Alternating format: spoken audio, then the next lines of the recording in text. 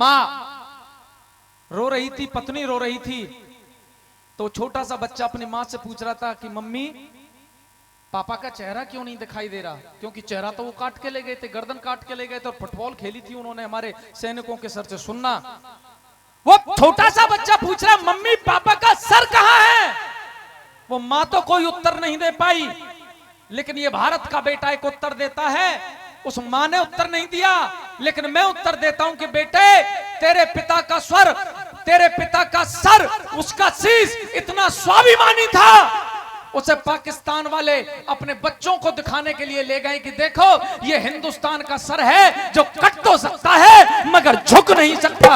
ऐसे शहीदों को मैं नमन करता हूं, प्रणाम करता हूं। और जब वो हेमराज का शरीर आया था, मैं नाम नहीं लूंगा, राजनीति में बात को नहीं ले जाना चाहता, एक बेहुदे से नेता ने, जब पत्रकारों ने पूछा जी आपके सूबे का शहीद हुआ है, आपको उसके घर जाना चाहिए, तो उस बेहुदे से असंवेदनशील नॉन सेंसिटिव नेता ने कहा कि सैनिक तो शहीद होने के लिए होते हैं। मैंने 10 लाख रुपए का चेक हेमराज के घर भिजवा दिया है। और टेलीविजन पर जब वो पूरे भारतवर्ष में वो खबर दिखाई गई तो आंखों में आंसू थे, और मैं सोच रहा था क्या सैनिक शहीद होने के लिए होता है। इस नेता को शर्म नहीं आई, तो एक कवि की कलम बोल उठी कि तुमने 10-10 लाख दिए हैं शहीदों की विधवाओं को। ऐ नेताओं शर्म करो, तुमने 10-10 लाख दिए हैं शहीदों की विधवाओं को, यानी कीमत लौटा दी उन वीर प्रसूता माओं को। अरे लो मैं 20 लाख देता हूं तुम किस्मत के हेटों को। हिम्मत है तो लड़ने भेजो मंत्री अपने बेटों को, हिम्मत है तो लड़ने भेजो मंत्री अपने बेटों को। 1947 से आज तक इतिहास का अवलोकन कर लीजिए, किसी एमपी एमएलए का बेटा शहीद नहीं होता, वो मेरा और आपका भाई होता है, आपका बेटा होता है। तो 1947 से आज तक जितने मेरे भाई, मेरे बेटे, मेरे चाचा, मेरे ताऊ शहीद हुए, एक बार उनके लिए ताली बजा दो सज्जनों, जिनके कारण हमारी ये आजादी है। और आइए कमांडेंट साहब मुझे सम्मानित कर रहे हैं कुछ राशि देकर, मैं धन्यवाद करता हूं। और आयु में मुझे लगता है आप मेरे से छोटे, मेरी तो 38 वर्ष आयु है, मेरे से छोटे हैं, और मैं ईश्वर से प्रार्थना करता हूं और मैं लंबी आयु जीऊंगा। मैं रामदेव का चेला हूं, सुबह 1.5 घंटे योग और प्राणायाम आसन करता हूं, तो जल्दी से तो मरूंगा नहीं मैं, क्यों मैं आसाराम का चेला तो हूं नहीं।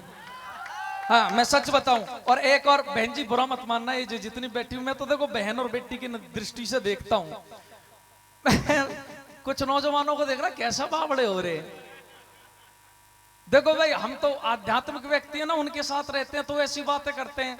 एक दिन स्वामी जी रामदेव जी के साथ में मंच पे था, तो स्वामी जी ऐसे ही, वो एक महिला गाने वाली बैठी थी, स्वामी जी वहां पहुंच गए, तो नो करे भाई तुम क्यों पागल हो रहे हो, नकली सौदा है। नो के स्वामी जी की बात है मेरी नहीं, आंख से क्या निकलता है, अब ढीठ निकले, और नाक से, मुंह से थूक लार, कान से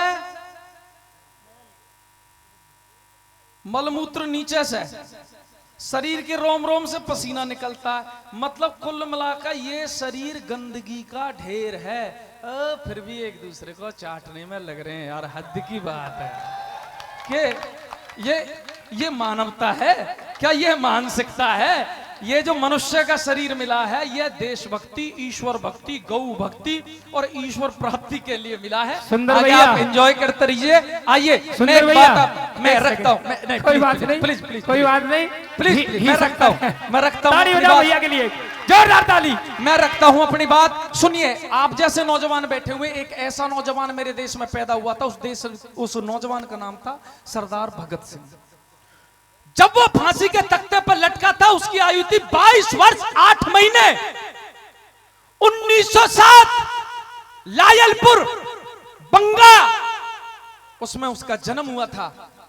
भगत सिंह के चाचा का नाम था सरदार अजीत सिंह, बहुत बड़े क्रांतिकारी थे। भगत सिंह के बड़े चाचा का नाम था सरदार सरवण सिंह, वह भी बहुत बड़े क्रांतिकारी थे। भगत सिंह की माता का नाम था दुर्गावती, वह भी बहुत बड़ी क्रांतिकारी थी। भगत सिंह के पिता का नाम था सरदार किशन सिंह, वो भी बहुत बड़े क्रांतिकारी थे। भगत सिंह के दादा का नाम था सरदार अर्जुन सिंह, वह भी बहुत बड़े क्रांतिकारी थे। भगत सिंह के परदादा का नाम था सरदार फतेह सिंह, वह भी बहुत बड़े क्रांतिकारी थे। दो गांव वालों, भारत में ऐसा कोई दूसरा खानदान पैदा नहीं हुआ जिसकी 5-5 पीढ़ियों ने भारत माता की सेवा की हो। वो केवल भगत सिंह का खानदान ऐसा हुआ था कि जिसकी 5 पीढ़ियां इस भारत को आजाद करने में चली गई। जब भगत सिंह फांसी के तख्ते पर खड़े थे तो मैंने पूछा नंगे पैरों, मैंने पूछा नंगे पैरों तुम अंगारों पर कैसे चल जाते हो? मेरे शरीर में जरा सा कांटा लग जाए तो पूरी रात नींद नहीं आएगी। आपके बच्चे को 103 डिग्री बुखार हो जाए तो आपको ये रागनी अच्छी नहीं लगेगी, ये भजन अच्छा नहीं लगेगा, डॉक्टर के पास रहोगे। शरीर में जरा सी सर्दी खांसी जुकाम हो जाए, निमोनिया हो जाए, परेशान हो जाओगे। दिसंबर और जनवरी के महीने में हम अलाप लगा के रूम हीटर चला के सोते हैं। उस दिसंबर और जनवरी के महीने में सरदार भगत सिंह को बर्फ की सीलियों पर लिटाकर पीटा जाता था, तब ये आजादी आई। पुणे महाराष्ट्र के अंदर एक जेल, उसमें लोकमान्य बाल गंगाधर तिलक नजरबंद थे। पुस्तकें पढ़ रहे थे अपने कमरे में बैठ के। अरे भाई सुन ले, पुस्तकें पढ़ रहे थे कमरे में बैठ के। एक चिट्ठी आई जेलर के पास, जेलर ने चिट्ठी को पढ़ा। चिट्ठी में लिखा हुआ था कि तिलक जी आपकी पत्नी मर चुकी है, अगर अंग्रेज आपको नजरबंद से छूट दे दे तो घर आ जाओ। जेलर चिट्ठी लेके तिलक जी के कमरे की ओर चल दिया। तिलक जी पुस्तकें पढ़ रहे थे, जाके जेलर ने चिट्ठी पकड़ा दी। तिलक जी आपकी चिट्ठी आई है, चिट्ठी पढ़िए। तिलक जी ने चिट्ठी को पढ़ा, 1 मिनट के लिए मौन हो गए और चिट्ठी को जेब में रख के दोबारा पुस्तकें पढ़ने लगे। वह जेलर हतप्रभ आश्चर्यचकित नजरों से तिलक जी की ओर देख रहा है कि यह व्यक्ति किस मिट्टी का बना हुआ है। जिसकी पत्नी का देहांत हो गया हो वह किंचित मात्र भी विचलित नहीं है, उसकी आंखों में आंसू नहीं है, किस मिट्टी का बना है। आखिर जेलर से ना रहा गया और वह पूछ उठा कि तिलक जी क्षमा करना, मैं आपकी चिट्ठी को पढ़ चुका हूं और मुझे पता है आपकी पत्नी मर चुकी है, लेकिन जेलर तिलक जी एक बात का उत्तर दीजिए, क्या जिस पत्नी ने आपके साथ 50 साल बिताए उस पत्नी की मृत्यु पर आपकी आंखों में 2 आंसू नहीं हैं? तो तिलक जी ने जो जवाब दिया, भारत वालों सुनना, तिलक जी ने उत्तर दिया कि जेलर मेरी पत्नी ने मेरे साथ में 50 वर्ष बिताए, लेकिन उसके लिए 2 आंसू इसलिए नहीं है कि मेरी आंखों में जितने आंसू थे वो मैं भारत माता के लिए बहा चुका हूं। अब किसी के लिए मेरी आंखों में कोई आंसू नहीं है। तब हमें ये आजादी मिली। ये आजादी ऐसे नहीं मिली, आपकी उम्र 24 साल होगी, आपकी 25 साल होगी, आपकी 28 साल होगी। याद करो खुदीराम बोस को, वो 16 साल का था लड़का जब उसको फांसी के तख्ते पर लटका दिया गया था।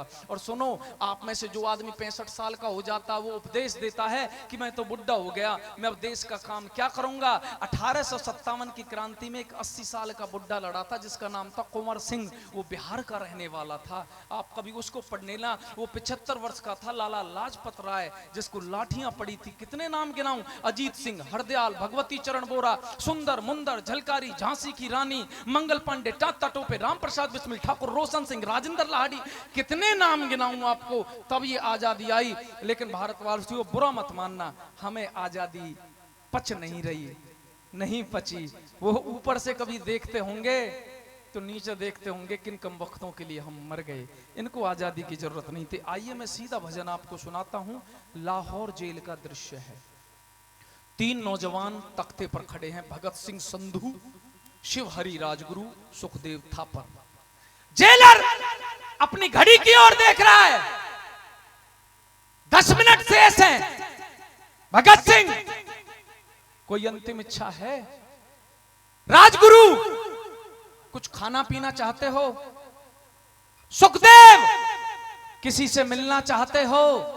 वो तीनों नौजवान, पता है कि 5-7 मिनट बाद हम दुनिया को अलविदा कह जाएंगे, भारत माता को देख नहीं पाएंगे। भगत सिंह ने कहा, जज साहब मेरी एक अंतिम इच्छा है। क्या? कि मरने से पहले हमारे हाथों को खोल दिया जाए, हम आपस में गले मिलना चाहते हैं। तीनों के हाथ खोल दिए, तीनों आपस में गले मिल रहे हैं, एक दूसरे को चूम रहे हैं कि मित्र इसके बाद कहीं मिलना हो अथवा न हो। अचानक भगत सिंह घुटनों के बल बैठ गए, और कहने लगे जज साहब, मुझे मारकर तुम मेरा क्या करोगे?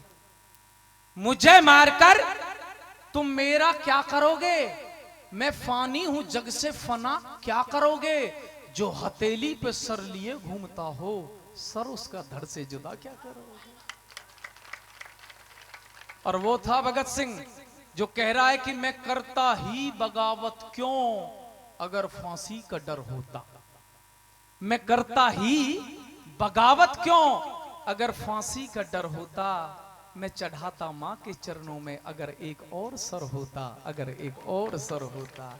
और 70 साल से हमें पढ़ाया जाता है, दे दी हमें आजादी बिना खड़क बिना ढाल, साबरमती के संत तूने कर दिया कमाल। लेकिन मैं इसमें एक बात करता हूं कि उतार दिए भोंपू बिना खड़क बिना ढाल, है गोरखपुर वाले संत तूने भी कर दिया कमाल, तूने भी कर दिया कमाल। बड़े गजब की बात है। आइए मैं भगत सिंह की बात आपको सुना रहा था। अच्छा कमांडेंट साहब,